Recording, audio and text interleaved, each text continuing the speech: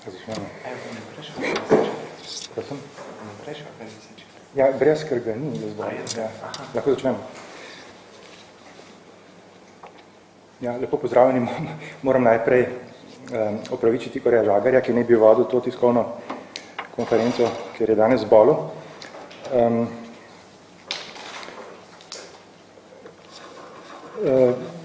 Najprej bi Maja Breznik, ki je članica Sveta za znanost in tehnologijo in je ves čas spremljala postopek sprejemanja tega dokumenta RIS,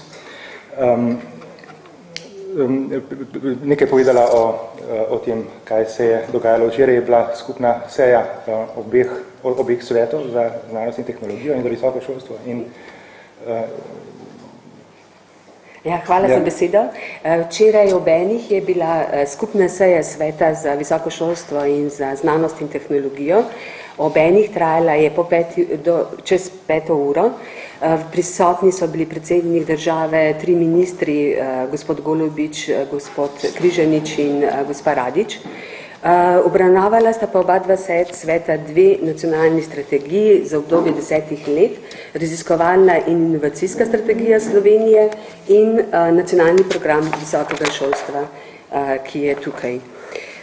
To sta dokumenta, ki sodita v sklop protikriznih ukrepov in v nasprotju z ostalimi ukrepi, ki merijo predvsem na krčenje javnoproračunskih izdatkov, sta ta dva dokumenta za raziskovanje in visoko šolstvo namenjena razvojni strategiji, vendar kakšni razvojni strategiji.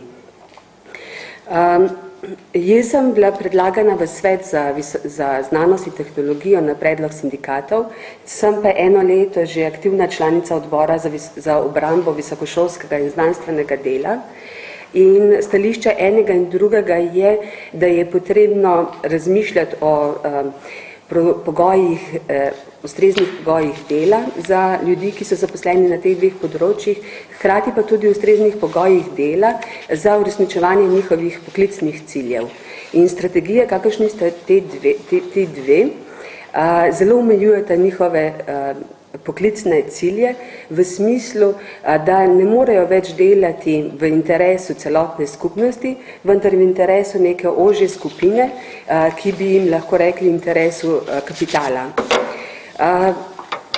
Odbor tako in tudi sindikati so se v pripravi teh 2 dokumentov zelo angažirali pri sprejemu teh 2 dokumentov, zlasti na teh 2 točkah, ki sem jih omenjala, ustrezni pogoji dela in uresničevanje poklicnih ciljev, vendar v končni verziji, ki smo jih dobili pred kratkim, nista bile nobene od naših pobud na teh 2 nivojih v bistvu uresničena.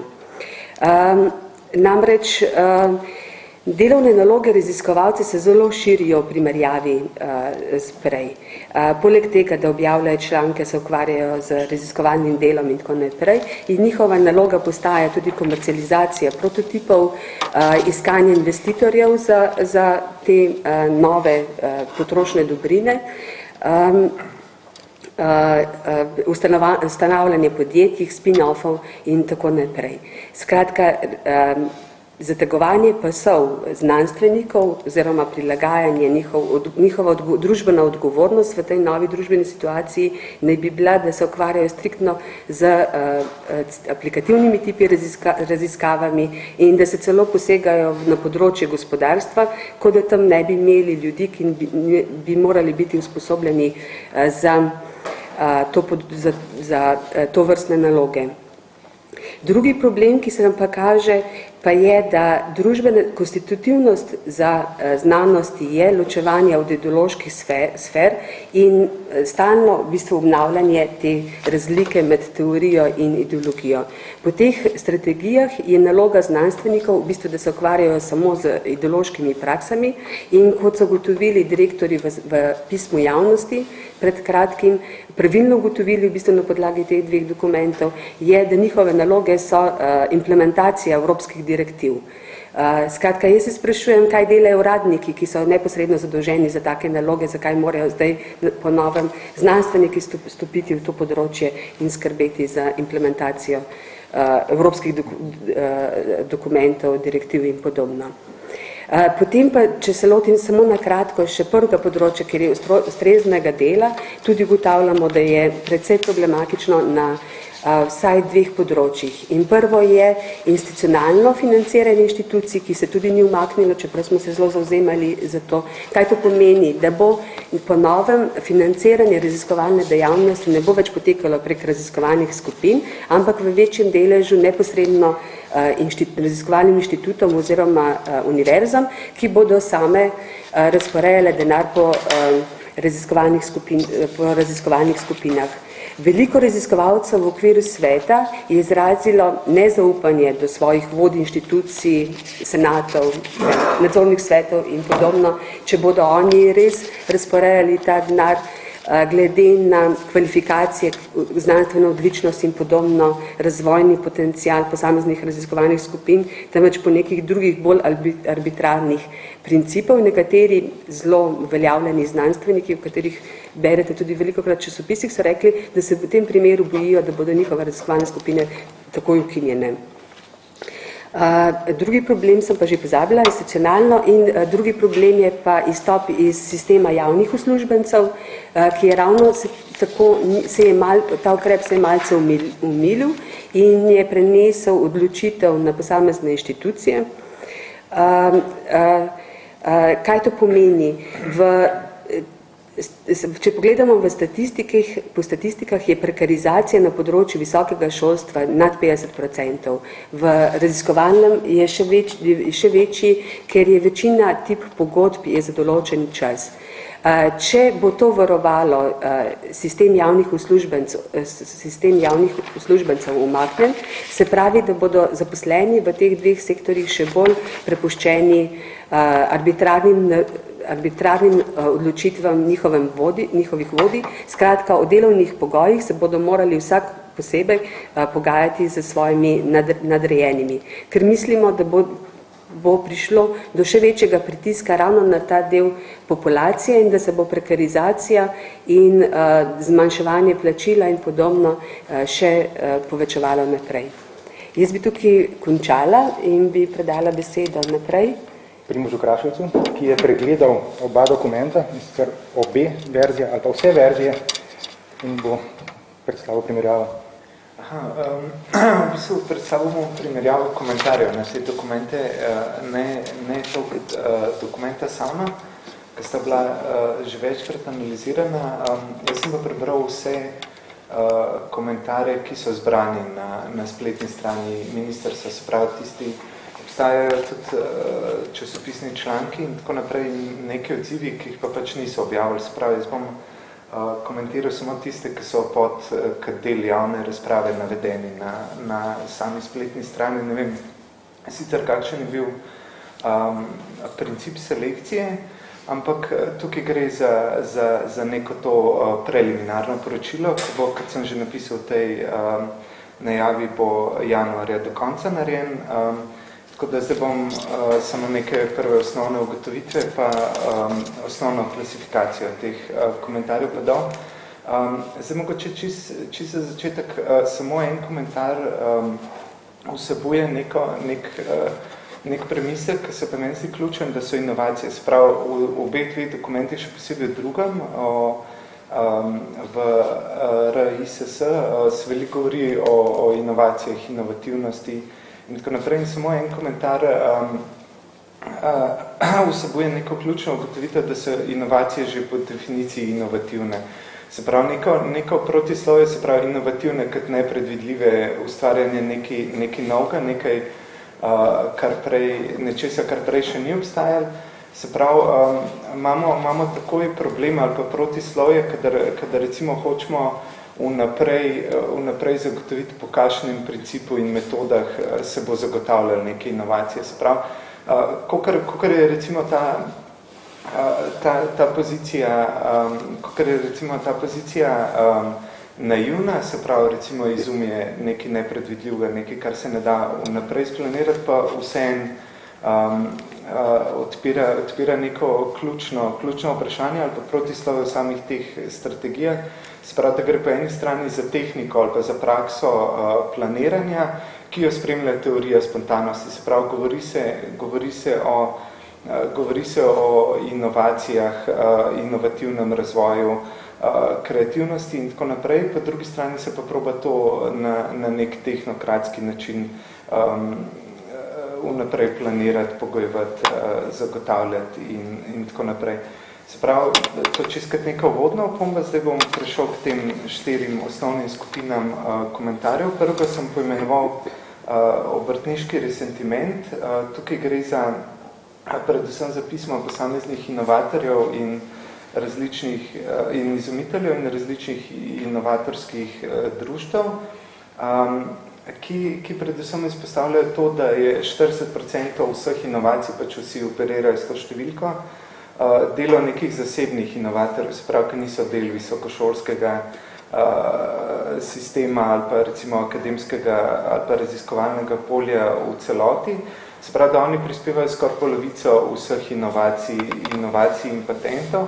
Se pravi, oni pozivajo k neki celostni reorganizaciji na državni ravni, po eni strani z večjo podporo recimo tem nekim zasebnim društvom, po drugi strani pa izpostavljajo to, da same inovacije pa izumi, se pravi, še posebej tisti, recimo, ki so uporabljeni za recimo nove produkte ali pa nove inovativne načine proizvodnje v industriji, ponavadi niti niso delo znanosti. Se pravi, tega sicer ne eksplicira, ampak tukaj se postavlja neko ključno vprašanje zveze med industrijskimi inovacijami in znanostjo, ki je vprašanje, ki je staro že to, kot je star recimo industrijski kapitalizem, in mislim, da obrtniki imajo prav v tem, ko poudarjajo, da znanstveniki ne proizvajajo inovacij načeloma ali pa v večini, ki so uporabne za industrijo, s tem, da oni recimo vidijo v tem problem, in tem, ker jaz sam osebno v tem ne vidim problema. Se pravi, gre za, jaz bi dodal sicer v teh pismih tega ni, jaz bi dodal to, da to tudi ni njihova naloga in tudi industrija ne rab nujno znanosti za ta tip čist praktičnih, tehničnih malih inovacij. Tako da pač ta tip odpira neka pomembna vprašanja, ampak jih ne razreš do konca. Gre pa predvsem za strategijo, kjer poskuša vlada olajšati industriji tega, čemu se reče socializacija stroškov in privatizacija profitov. Se pravi, znanost naj bi postala tako kot zasebni mali inovatorji, institucionalna javni znanstveni sistem ne bi servisiral to zaradi tega, da zelo preprosto rečeno industriji ne bilo treba plačevati stroškov za bazične raziskave, ki so ponavadi zelo veliki in ker so pač inovacije po definiciji nepredvidljive, tudi nimajo sigurnega profita, se pravi, stroški se socializirajo, vsi patenti in tako naprej, to je pač v ozadju vseh teh floskul o povezavi med znanostjo in gospodarstvom, prenosu znanja in tako naprej, ne bi se pa te profiti potem industrija jih privatizira. Sprav, če grem k drugi skupini, ki sem jo poimenoval spontani neoliberalizem, spontani zato, ker ni refleksija notar lastne pozicije. Gre pa v glavnem za komentarje recimo nekih uglednih profesorjev ali pa vodstev zasebnih fakultet in drugih zasebnih visokošolskih ustanov, ki v glavnem nasprotujejo temu, čemer pravijo etatizem in diskriminacija teh diskriminacija do zasebnih visokošolskih ustanov teh dveh dokumentov. Etatizem pač o tem, da vidijo o tem poskus nekega centralno-planskega državnega upravljanja znanstvenega polja in pač z nekimi legalističnimi argumenti izbranim ustave zakonodaje argumentirajo, da so v teh dveh dokumentih zasebni visokošolski zavodi diskriminirani in da bi mogli biti popolnoma izenačeni z javnimi in pa pač cela njihova argumentacija temelji na neki ideji svobodne znanosti, ki je pa če bi znali reflektirati lastno pozicijo, bi vedeli, da je ta nastala v nekih polemikah sred 20. stoletja po analogiji s svobodnim trgom in v polemiki proti, recimo, kejnezijanstvu, socialni državi, socialdemokraciji, kataki. In pa še drug problem te pozicije je, da kriza v kapitalizmu vedno zahteva državno intervencijo in ponovn zagon državnega planiranja. Tako da praktično kar oni zahtevajo, je, da ne jim paradoksno, čeprav so proti etatizmu, država zagotavlja pogoje za nemoten zasebni biznis. Potem tretji tip komentarjev sem poimenoval žlahtni humanizem. To so komentarji, ki recimo dosti dobro znajo izolirati ali pa diagnosticirati neke problematične, predvsem ideološko problematične točke v obeh dokumentih, ampak je pa recimo rešitev ali pa popravek, ki ga predlagajo, pa predvsem naiven in temelji recimo na etiki, kar je na etičnih vrednotah, večjemu zaveščanju o pomenu znanosti za človeštvo in tako naprej, kar je vedno, kako bi rekel, zadnje pribežališče pač tistih, ki ne morejo na nek političen način artikulirati svoje pozicije in se pa zatečejo k etiki. In predvsem problematično pri tem, recimo o etiki smo poslušali tudi v razpravah o cenzuri tiska in tako naprej pred 4-5 leti. In problematično pri tem je, da individualizirajo. Recimo, izpostavlja se zelo pereč problem tega, da se profesori podpisujejo pod članke asistentov in se izpostav, da bi mogel pač avtor članka biti tudi podpisan. In zato se potem predlaga neko etično komisijo ali pa večjo zaveščenost o etičnih vrednotah, se pravi se individualizira, namesto da bi se iskali rešitve na sistemski ravni. In potem zadnja, četrta skupina sem jo poimenoval cehovsko lobiranje, ker gre predvsem, tukaj ne bi izgubilo preveč besed, ker je predvsem za različne interesne skupine, ki najprej laskajo vladi in ministrstvu in pravijo, da sta dokumenta super, da pa bi bila še boljša, če bi bili interesi skupin, ki jih zastopajo, pač bolj poudarjeni. Sem da od vseh teh objavljenih dokumentov je samo en odstavek v komentarju študentske organizacije, ki recimo probleme, ki jih je tudi Maja omenila, se pravi prekarizacijo, uvajanje fleksibilnega dela, dela na določen čas, izkoriščenja študentskega dela in tako naprej omenja, kar se mi zdi pa neka ključna razsežnost, ki recimo manjka v celi te razprave. To zaenkrat. Hvala. Zdaj bi bil po našem sporedu na vrsti Igor, ki je pa posredoval tale izroček, je v novem ris sploh kaj novega, ki je zelo izčrpen. Namreč ta raziskovalna in inovacijska strategija je bila zdaj objavljena v eni novi različici s komentarji, tako da je mogoče videti prvo verzijo, da je mogoče videti popravke in da je mogoče videti tudi komentarje, dodane komentarje. Zdaj, mi smo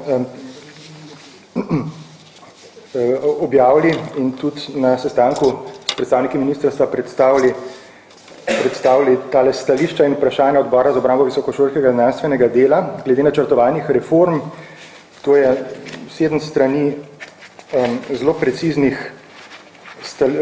preciznih vprašanj, na katera pa za enkrat, moram reči, nismo dobili nobenih oprijemljivih odgovorov. Nekaj malega mogoče v teh komentarjih k raziskovanju inovacijski strategiji, ampak mi bomo na nekaterih stvarih zelo inzistirali, ker mislim, da so tukaj postavljene zelo natančno. Brez vsake patetike, brez vsakega leporečja. In ko smo že pri tem, in tukaj se bom navezal na to, o čemer je govoril že Primož, to vztrajno govorjenje o drznosti, pomankanju drznosti in tako dalje, se mi zdi že malo deplasirano in tudi neodgovorno, ker država bi morala poskrbeti predvsem za pravno-normativni sistemski okvir za delovanje teh reči visokega šolstva in znanosti, ampak velikokrat stopajo v spredje čisto druge stvari. Mi je žal, da moram to opaziti, ampak vsa ta retorika drznosti gre zdaj včasih že čez rob dobrega okusa. In nekako pronica tudi že v javni diskurs, ko recimo uradniki gospodarske zbornice znanstvenikom očitajo, da jim ni do posla, ko v javnosti nastaja vtis, da so lahka športna letala Pipistrela razvojna prioriteta Republike Slovenije. Jaz sem dobil ta vtis v zadnje čase.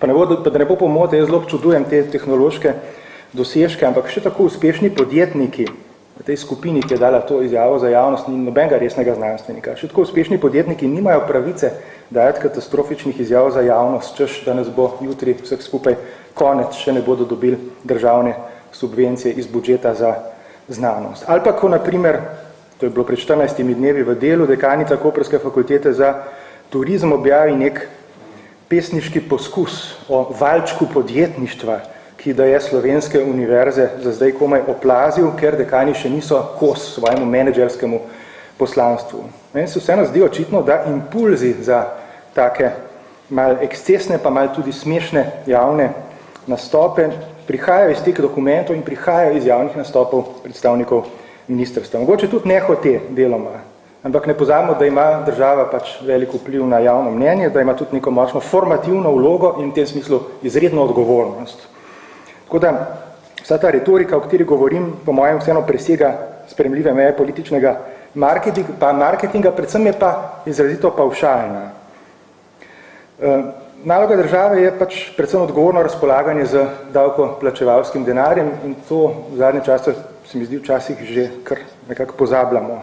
Recimo država bi morala s konkretnimi olajšavami spodbuditi zaposlovanje doktorjev znanosti v gospodarstvu.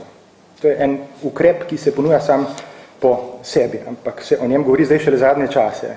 Kakšne bolj neposredne oblike povezovanja med visokim šolstvom, raziskovalnimi inštituti in gospodarstva pa bi zahtevale predvsem kakšne zelo natančne zakonodajne rešitve, ampak tudi o tem nismo zaenkrat slišali prav veliko. Tako da mi smo v teh stališčih in vprašanjih poskušali govoriti v jeziku, ki ga nismo dolžni govoriti, ki nam je v bistvu tuj, ki je meni, ki se ukvarjam še z drugimi stvarmi, tudi bi rekel odvraten.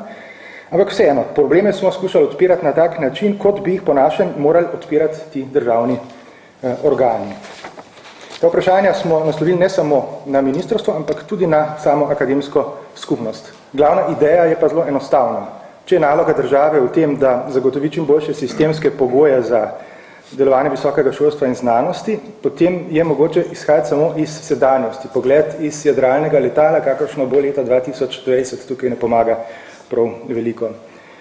Treba bilo skratka čisto pragmatično ugotoviti, kaj je v sedanji ureditvi, v pravni ureditvi, v upravljanju znanosti in visokega šolstva ni dobro in to izboljšati. Zato tudi ne razumem teh odklonilnih reakcij ministrstva. Ko večkrat slišimo s temi umazanimi podrobnostmi, se mi že ne bomo ukvarjali. To so notranje zadeve akademske skupnosti. Gre za nek precej čistunski pogled na akademsko resničnost, ki je pa zelo daleč od kakšne brezmadežne čistosti. Potrebna je bila skratka tudi kakšna analiza, ki je bila rahlo indiskretna, z drugimi besedami. Tega pa ni. Ne gre za umazane podrobnosti, ampak gre velikokrat za zelo hude defekte v samem sistemu in za precej hudo samovoljo znotraj tega obstoječega sistema. Zdaj že govorim ta birokratski jezik, od katerega sem se prejle distanciral. In moja lastna izkušnja je ta, da protibolonski aktivist se približno v pol leta preobrazi v protibolonskega birokrata in postane s tem podporni del tega istega sistema. Ampak tega se zavedam. In pač to vlogo je treba nažalost sprejeti, druge rešitve ni. Bo nekaj konkretnih primerov, veliko več tega je še v teh stališčih, ki jih imate, in so bila objavljena na spletni strani Direktorata za znanost. Upam, da bodo tudi na spletni strani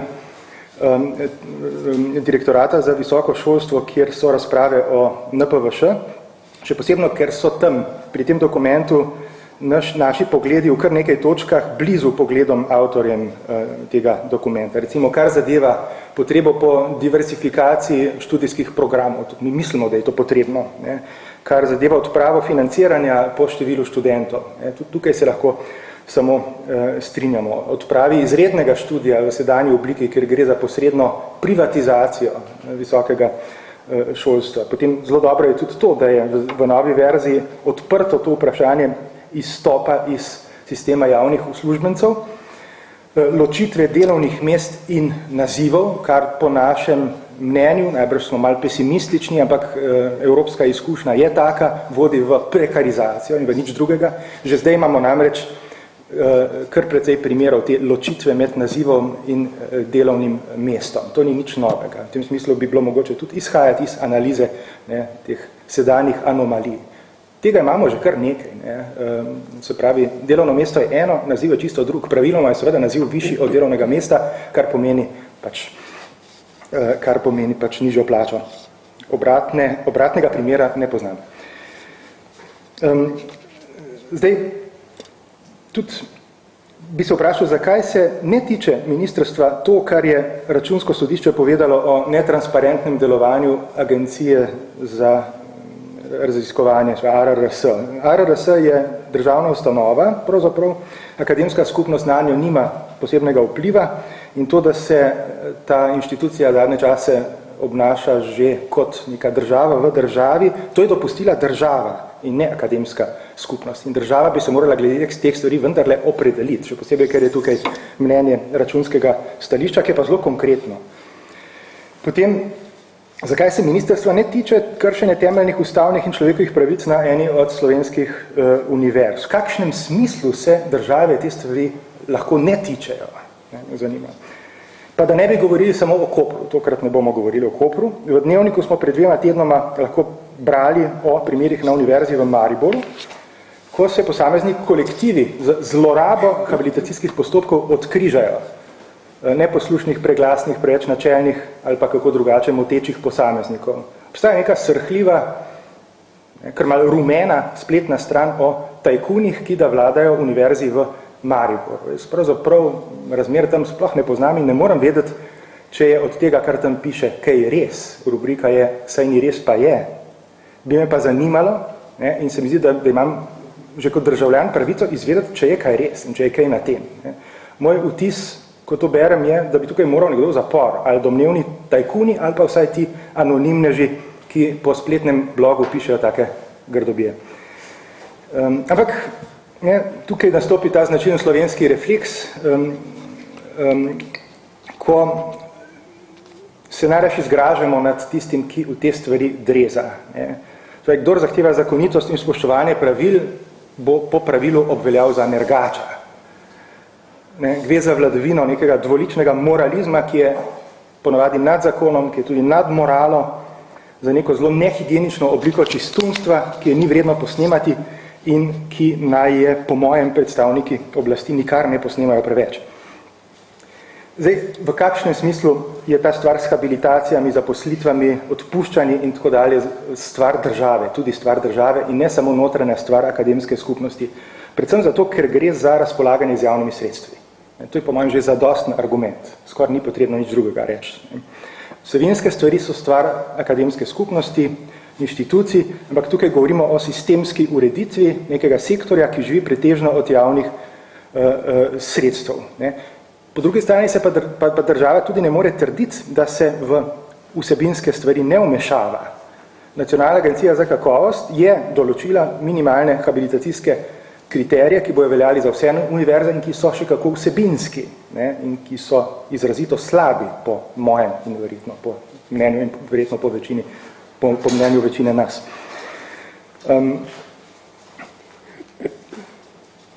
Se pravi, je postavila te vsebinske, strogo kvantitativne, ampak vseeno, ne, habilitacijske kriterije, ne zanima pa jih sama forma postopkov, ki bi jih verjetno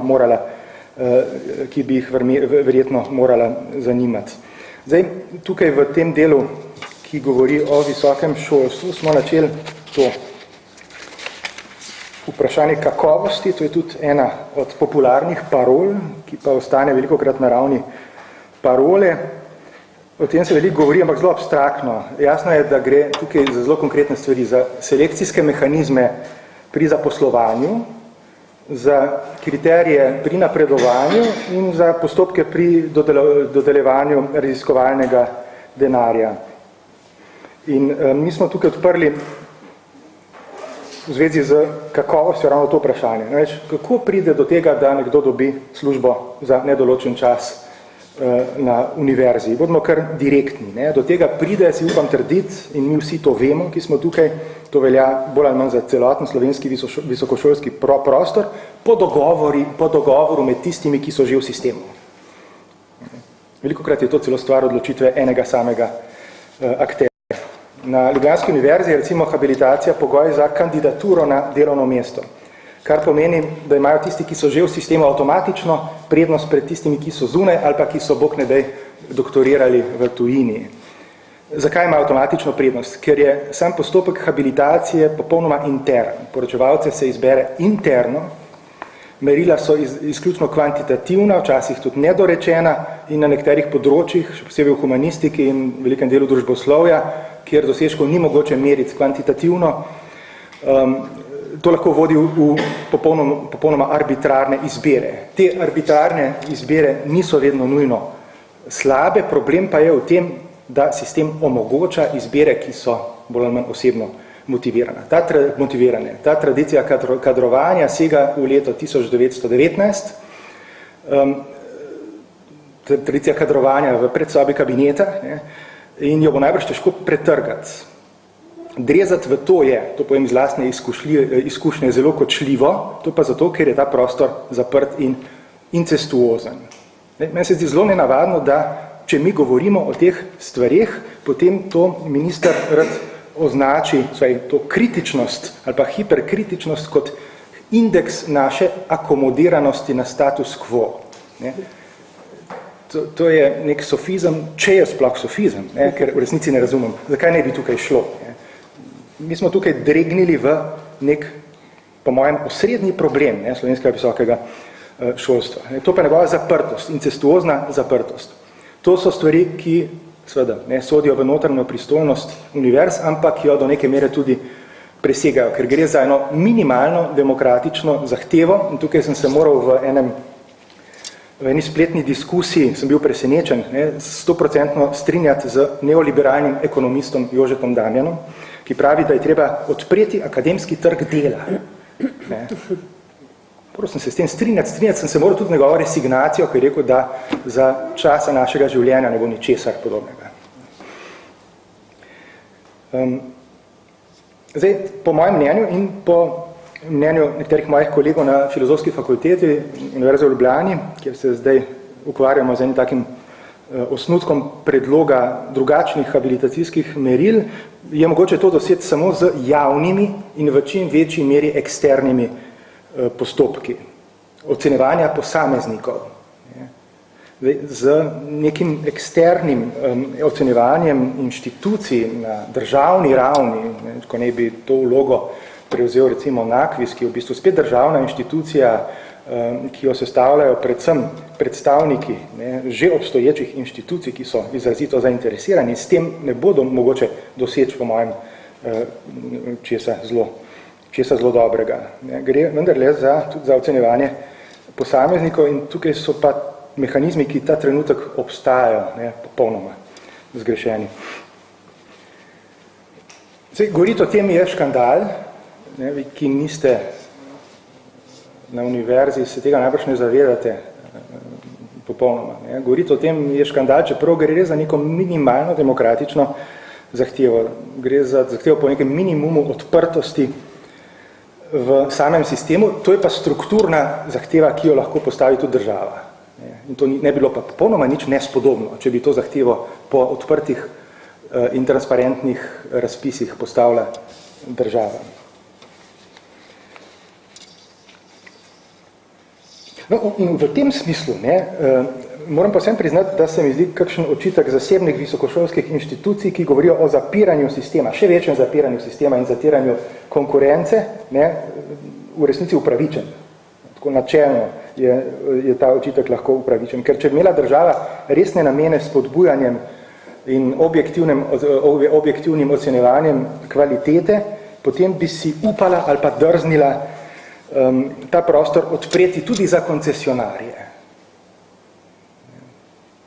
Ljubljanska univerza, kakšne prav posebne konkurence v tem prostoru vendarle nima. In je to tveganje najbrž vseeno minimalno. Ampak verjetno bi bilo treba to možnost vseeno dopustiti. Ali pa to, da se ta možnost ne dopušča in da se sistem še bolj hermetično zapira, se mi zdi zgovorno.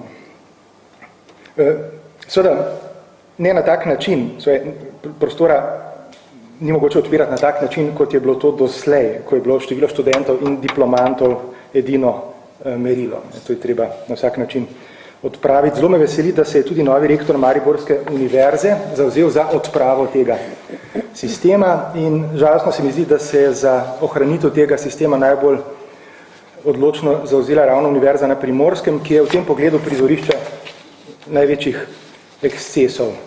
Ne. V preteklosti deloma pa tudi še zdaj. Samo toliko. O tem ni bil naš namen, da bi bili tukaj zelo sistematični, zato ker smo zelo sistematično te stvari že predstavili v teh gradivih, ki ste jih dobili. Tako da bi predvsem, če imeli kakšno vprašanje, radi kaj povedali. Ta zadnja točka, ki je bila tukaj napovedana, 8. okvirni program Evropske unije in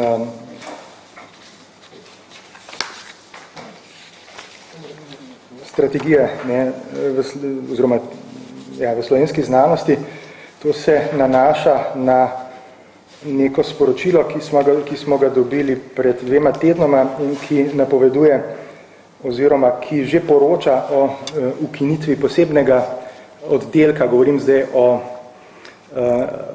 8. okvirnem programu Evropske unije, o ukinitvi posebnega oddelka za družbeno-ekonomske in humanistične raziskave in napoveduje se tudi krčenje sredstev. Zaenkrat še ne vemo, če je do tega krčenja dejansko prišlo. Krčenje sredstev za te discipline, sprav na evropski ravni. V tem pogledu je pa zelo zanimivo, da napoveduje Agencija za raziskovalno dejavnost za prihodnje leto kandidaturo na evropski projekt kot vstopni pogoj pri kandidaturi za nacionalne projekte. Tukaj se nam v bistvu nastavlja neka smrtna zanka, zato ker tudi vemo, da pri kandidaturah za projekte 7. okvirnega programa EU je bilo izbranih glede na majhnost tega budžeta za družboslovje in humanistiko samo 10% prijavljenih projektov. Tukaj je iztržek zelo, zelo majhen in lahko si predstavljamo, kaj pomeni za te discipline, če bo postala kandidatura na evropske projekte vstopni pogoj, tudi pri nacionalnih projektov. Tudi če zadostuje neuspela kandidatura in tudi če je namen dober, namen je morda spodbujanje prijav na evropske razpise, zato da bi pač tudi lahko črpali kakšna ta sredstva, ker na 7. okvirnem programu, kolikor vem, ni bil izbran prav noben slovenski projekt. To. Je pa to pismo tukaj, in da lahko potem... No, ta 2 dokumenta, ki sta bila včeraj obravnavana na teh na skupni seji obeh 2 svetov, gresta januarja na vlado v medresorsko usklajevanje in marca po predvidevanjih ne bi šle v parlament in do takrat po zagotovilih ministra so še možni kakšni popravki v dokumente, ampak to so manjši vprašanje. Jaz bi mogoče samo svoje osebno stališče, da mi je zelo žal, da se že 1 leto ukvarjamo v bistvu ves čas skozi sami sabo, ker je situacija taka, da je mnogo drugih problemov, pri katerih bi morali kot intelektualci, kot raziskovalci in tako naprej sodelovati, kot je vprašanje revščine, brezposelnosti, politični problemi, vprašanje demokratičnosti in podobno. Nasprotno se pa ukvarjamo že 1 leto v bistvu sami sabo in tem, ali bomo lahko sploh še razmišljali v naprej. In mislim, da stališča družbe je ta problem teh dveh strategij in vprašanje raziskovalcev in visokošolskih delavcev aktualen, ker gre v bistvu res za poskus, da ta populacija poklekne pred imperativi gospodarstva in imperativi ekonomskih reform Evropske komisije. Kajti te dve resolucije se bosta pozneje, bo skrbno bedela nad izvajanjem teh dveh programov, bo bedela Evropska komisija, če se izvajate, skratka, je interes Evropske komisije tudi skozi to zagotovljen. Sam še nekaj, preden damo besedo Tomažu. Predvideno je tudi, da naj bi se Svet za znanost in tehnologijo, ki je pristojno za področje znanosti, v prihodnosti združil s Svetom za konkurenčnost pri Ministrstvu za gospodarstvo in skratka se bo s tem institucionalizirala in operacionalizirala podreditev znanstvenega dela gospodarstvu. Tomaž je želel nekaj reči.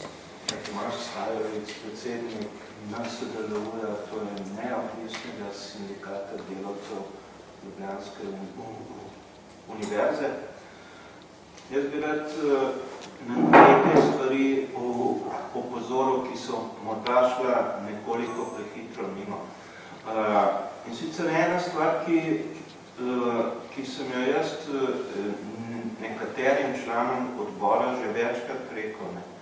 Pravzaprav se bomo mi morali počasi ukvarjati z, pa bom precej grob, z neustrezno znanstveno politiko Evropske unije. Ja, se že ukvarjamo. Ja, ne. Te analize bojo absolutno morale prideti v časopise, ker pravzaprav strategija je odvod, tega si sicer odvod zelo po svoje, razumljen, kot se ponovadi kar nas dogaja.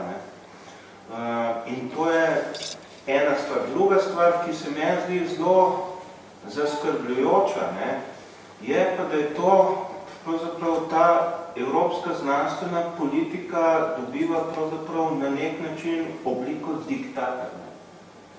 Mi nimamo nikamor več jed. In kaj to pomeni? V praksi pomeni to takole. Na ministrstvu pripravijo, ali pa vladi se vsem kjer, zdaj pustimo, recimo, v politiki pripravijo dve osnutke strategije, ki ima neko vsebino.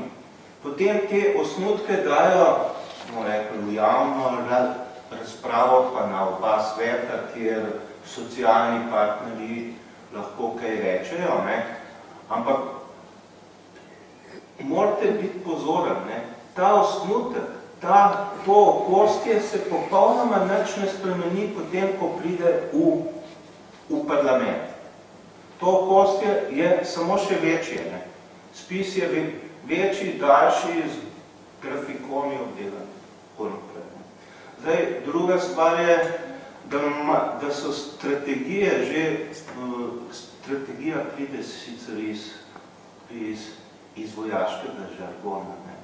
Stratos, on že tako ve, in kaj to pride. To v bistvu vojni izraz. Ampak se navežem naga, strategija je v bistvu centralno planiranje. Preprosto povedal. In zdaj, ko imamo diktat iz Evropske unije in centralno planiranje, bi morda kakšni desničarji v naši državi lahko po konc planili. Spet smo v tistih časih. Zdaj, država in, bom rekel, univerza oziroma inštituti o avtonomiji so v bistvu popolnoma nejasni pojmi. Zdaj, samo na en paradoks pravzaprav opozarjam. V teh spisih piše, je pisan, pa da je pravzaprav univerza kljub vsemu del družbe. Se pravi, pa da ni čist avtonomna. Jaz se s tem v bistvu strinjam. Ja, seveda, nobena stvar na tem svetu ni avtonomna. Ampak problem je, ko začne država argumentirati pustno avtonomijo univerzi in začnejo v upravljanje univerze in inštitutov tlačati korporativno upravljanje. Na vrhu je nek vsevednež, ima nek nadzorni odbor, to je ta, bom rekel, groba oblika korporativnega vodenja. In zdaj imamo pa problem. Problem je pa, da pravzaprav že zdaj imamo neke vrste v praksi korporativno vodenje. Dekani lahko delajo krčjone, rektorji tudi lahko delajo krčjone, zaposleni pa, če povem en kar zgodki, ko so mladi ljudje zaposleni na univerzi na nekih projektih, za 2 let, 3 leta, morda 5 let, če ima srečo, potem pa več ne ve, kaj bo z njim. V tem položaju, ta mlad človek ne more nič narediti, vam jaz povem. Nič pametnega, ker se more ukvarjati pravzaprav svojim preživetjem. So po 3 mesece, 4 mesece. In če se... In zdaj pa pogledajte argumentacijo. Država prav, treba je prenoviti upravljanje javnega sektora. To so tudi univerze pa inštituti. Ta zakon se zdaj samo čaka, pa da pride vam. Vem, ja. Ampak ta zakon, nam se je takoj zazdel nevaren ta zakon, ker ima tudi zelo obsežno in zelo dobro ekspertizo za pregled teh evropskih sistemov, visokošolskih in raziskovalnih, kar je bilo že samo po sebi sumljivo. Zdaj, ampak v tem nacionalnem programu visokega šolstva zdaj izrecno piše, da je ta stvar odprta in da bo zdaj to stvar... Jaz moram biti silno previden, ko rečejo, da je nekaj odprto. Da je nekaj odprto. Ja, no, temu se je treba zoprstaviti, to je čisto jasno. Samo je pa res, da ta težnja prihaja tudi do znotraj. Tega se mi zelo dobro zavedamo.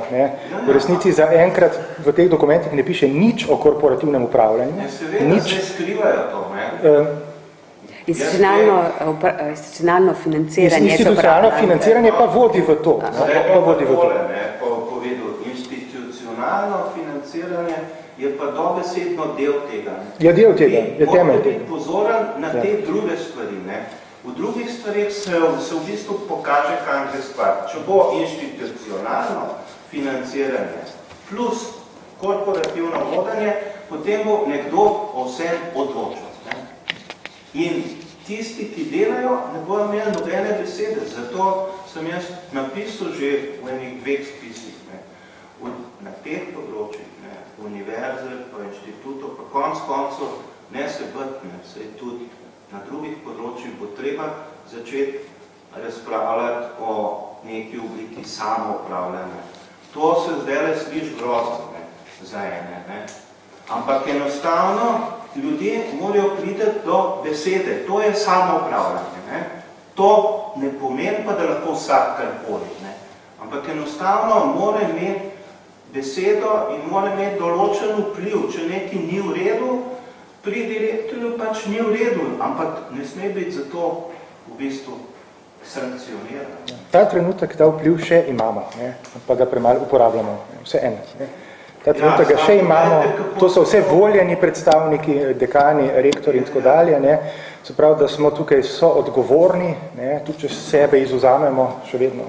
To je sprem, ampak se vrnem na leto 1999, ko se je zakon o visokem šolstvu pripravljal, pa bil postavljen. Takrat, zakaj se je ta zakon o visokem šolstvu pripravljal? Zato, ker so bile te težne. Po, bom rekel, po nadvladi samo rednih profesorjev. In takrat so že evropske inštitucije rekli, pa da bi morali senati biti širši. Ja, damo lahko besedo še. Ja. Jaz sem Marina Lukšič-Kacin z Znanstveno-raziskovalnega centra Slovenske akademije znanosti in umetnosti. Da absolutno se vse strinjam, zdaj pa kar veliko govorimo o visokem šolstvu, bi stavila vse te stvari, predvsem pa planirano inštitucionalno financiranje je glede na razlike v položaju visokega šolstva v primerjavi z raziskovalnim področjem, ki je danes še veliko bolj v drugačni poziciji, vsi vemo, kakšen je prehod na inštitucionalno financiranje znotraj raziskovalne sfere še veliko bolj področje, ker nima čisto nobenega mehanizma. Čisto nobenega mehanizma kontrole, ampak zdaj je saj zunanje in ni prepuščeno vse samovolji ene osebe, ki inštitucionalno... Pa velikokrat je, ne? Odvisno na katerem inštitutu. Ampak lahko si delaš utvare, da imaš neke zunanje mehanizme. Čeprav že zdaj je to problematično. Ne? Vkukar ne bo jasno dorečen mehanizem in v tem primeru pa jaz mislim, da centralno planiranje gor-dol pravzaprav bi pri prehodu iz obstoječega programskega financiranja v neko inštitucionalno morala ta vladna struktura oziroma Ministrstvo za znanost za raziskovalno področje ponuditi, kateri kriteriji bodo postavili neke srednjeročne vizije te države in jih bodo direktori oziroma vodje inštitutov dolžni spoštovati, ko bodo kanalizirali in ko bodo rekonstruirali razmerja. Ker univerza, študijski programi imajo študente, imajo določene mehanizme kontrole, ki le režejo samovoljo. Tukaj popolnoma nič. Vsem se je mogoče učiti iz tega, kar že je, ker zdaj različno, ne? Na nekaterih inštitutih je to precej idilično, je precej tega dogovornega delovanja. To je bilo tudi priporočilo mednarodne evalvatorske komisije, da se ukine financiranje programskih skupin in se preide na institucionalno financiranje. To smo poslušali včeraj na seji. Osebno, glede na to, da prehajam kot full-timerka iz raziskovalnega področja in se vam delam tudi na univerzi v pogodbah in se vam pravzaprav tisti, ki niste nikoli pri full-timeri raziskovalci, ti stresi, ko čakaš, ko si podfinanciran, pol leta ne veš, odkje ti bo denar zaplačal in si bil lahko že zdaj odpuščen, tudi če si imel pogodbo za nedoločen čas. Mi smo posebna populacija slovenskih državljanov z visoko izobrazbo, ki je bila v tem sistemu izpostavljena določeni poziciji, ki jim drugi primerjalno niso bili, ker so pač te razlike med pedagoško in raziskovalno sfero. In jaz se s tem strinjam, da bi našli neke mehanizme dolgoročnejšega financiranja. Vendar gotovo to ne more biti vodja inštitucije, ki je menedžer in zdaj bo on nastavljal neke dolgoročne strategije, glede na svojo predstavo, kaj ta država rabi, ali kaj zdaj to? Se je tudi problem zaščite intelektualne lastnine, zato ker raziskovalci z lastnimi referencami pridobivajo projekte, lastniki teh projektov so pa de facto inštitucije. To je že zdaj tako. Ne? Če se bo to še stopnjevalo, je popolnoma jasno, kaj to vodi. Jaz sem hotel imeti samo eno mini repliko na tisto prej o Jožetu Padaminu, konkurenci in odpiranju dela na univerzi. Se to bilo provokativno. Ne, ampak da ne bo slučajno v časopisu bolj pisal. Da ima Jože Padamijan prav. Pa da sem jaz ga podprl. Ne, mislim, glede tega, kar se tiče odpiranja trga delovne sile znotraj univerze, pri raziskovanju se ne bi strinjal, da je zaprt. Mislim, saj recimo za neko mojo generacijo, pa recimo za nek ta nižji raziskovalni, asistentski in tako naprej kader, to ves čas vidiš nove obraze, ves čas se menjajo, to pa predvsem zaradi tega, ker vsak pobegne v prvi priliki. Tako, kad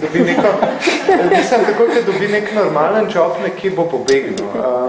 In tisti, ki so ja, se pravi, delajo, kot asistenti delajo v glavnem rentniki, se pravi tisti, ali pa tisti, ki so se bogat poročili, se pravi, to delajo z gušta.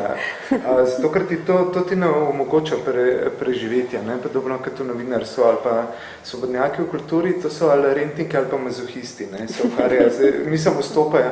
In ta trg je blazno veliko fluktuacijo oziroma kad rečejo ekonomisti turnover. In to je že popolnoma dereguliran trg delovne sile. Jaz bi rekel nasprotju z Damjanom, zdaj, če gledamo neke te vodstvene strukture dekanov, rednih profesorjev in tako naprej so več ali manj fiksne, kar bi jaz rekel, je nek gnil zgodovinski kompromis pač med temi feudalnimi strukturami na univerzi, kjer se ohrani določen sloj baronov, ki se prebarvajo v univerzitetne kapitaliste, medtem ko je cela ta masa nižjega administrativnega raziskovalnega kadra je pa izjemno pretočna, fleksibilna in tako naprej. Se pravi, tukaj jaz mislim, da zadnje, kar je treba, je tle še več odpirane, jaz bi rekel, kar je treba na tem trgu delovne sile, je pač regulacija, čist klasično, sindikalistično, mislim, stvari, ki so jih industrijski delavci dali čez 150 let nazaj, se moramo zdaj pač učiti pa ponavljati lekcije, fiksen delovni čas, 8-urni delovnik, redna plača ne glede na delo, se pravi proti temu piecemeal work in tako naprej, čist iste lekcije so nič novega ali pa posebnega, ker pri tej prekarizaciji ne gre za nič drugega, kot je gospod omenil, kot za discipliniranje delovne sile. Ti, če veš, da ti izteče pogodba čez 3 mesece, ne boš muksnil.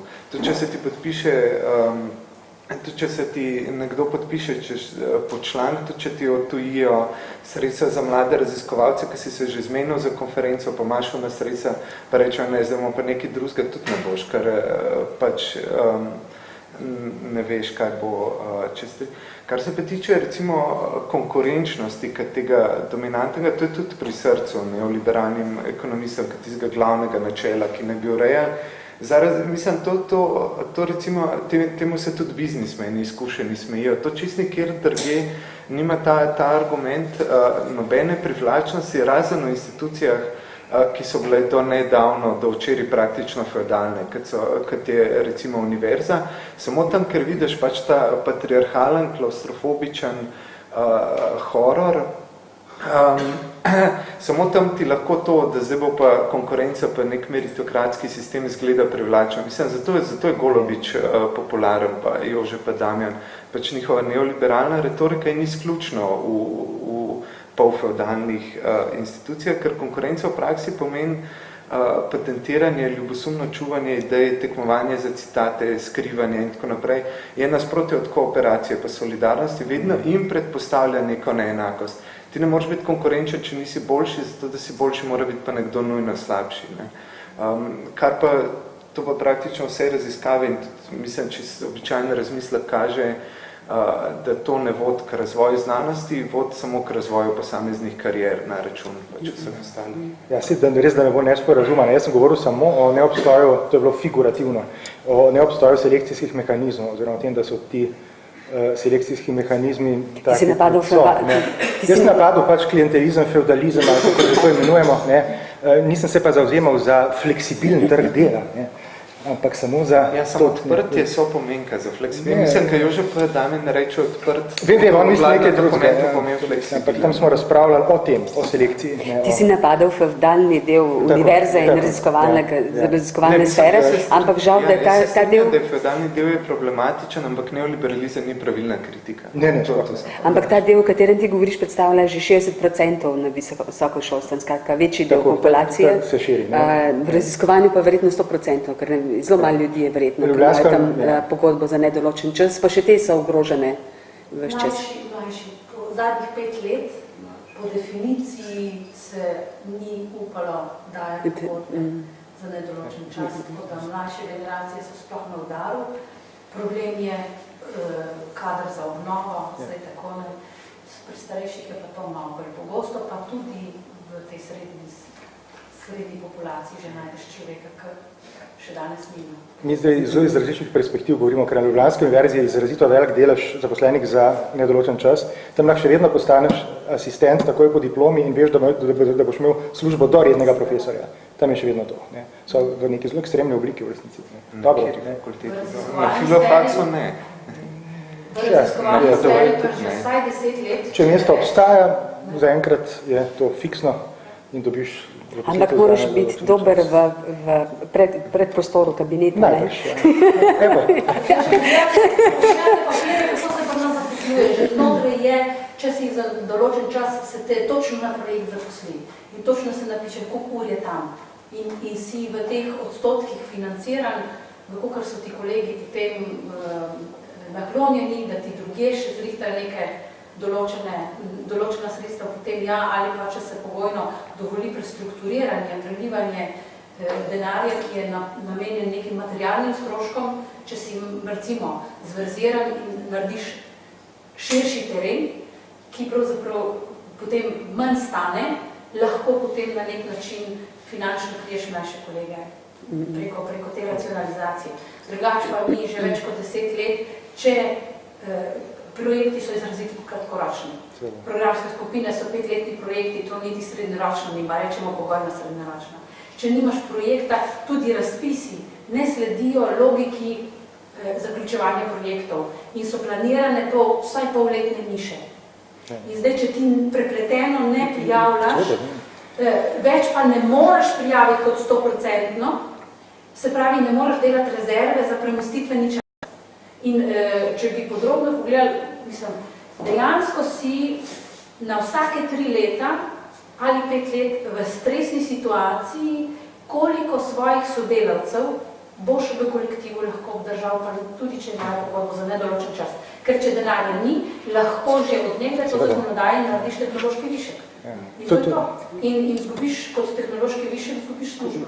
To je zelo en krut virtualni trg dela znotraj sistema javnih uslužbencev, ne? Kar je pa pravno najbrž nevzdržno, ker ste javni uslužbenci, obenem ste pa na trgu dela, ker kandidirate na razpise vedno znova. Ne? To je najbrž pravno problematično. Pričemer je trg proračunski trg, točno to. Ki zato pravim virtualno. Ne logike, ki bi vsaj liberalizem, pa ne vem, kaj tam bilo, pravzaprav je klientalizem, ne? Ker je ARS vzpostavil mehanizem, ki vzdržuje navidezni proračunski trg, ki sploh trg ni. Ja. In tam igrajo kot osnovni kriteriji kvalitete tisti kriteriji, ki se jih za to razglasi. Ja. Razglasi se jih pa po pogledu klientilizmu. In to je to. Ja. Zaključimo. Je še kakšno vprašanje? Zaključujem. Sicer pa hvala vsem. Hvala.